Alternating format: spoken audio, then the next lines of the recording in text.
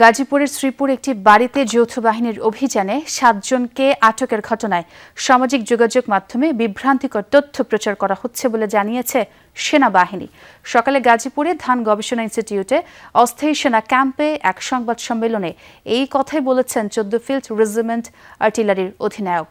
বলেন, ৬ নভেম্বর গোয়েন্দা তথ্যের ভিত্তিতে পুলিশ ও র্যাবের সহায়তায় চিহ্নিত সন্ত্রাসী ও ওয়ারেন্টভুক্ত আসামি এনামুল হক মোল্লাকে গ্রেফতারে অভিযান পরিচালনা করে সেনাবাহিনী।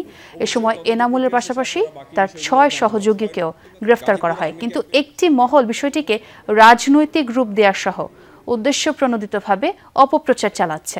তিনি আরও বলেন, সেনাবাহিনী কোনো ব্যক্তি বা দলের বিপক্ষে নয়। যারাই সামাজিক যোগাযোগ মাধ্যমে অপপ্রচার ছড়িয়ে সেনাবাহিনীর সুনাম ক্ষুণ্ণ করার চেষ্টা করছে তাদেরও আইনের আওতায় আনা হবে বলেও জানান তিনি।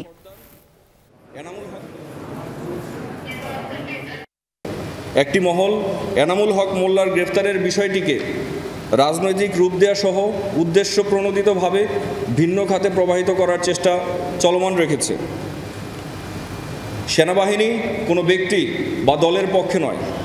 বাংলাদেশ সেনাবাহিনী সবসময় ন্যায়ের পক্ষে এবং অন্যায়ের বিপক্ষে। বাংলাদেশ সেনাবাহিনী দেশের পক্ষে।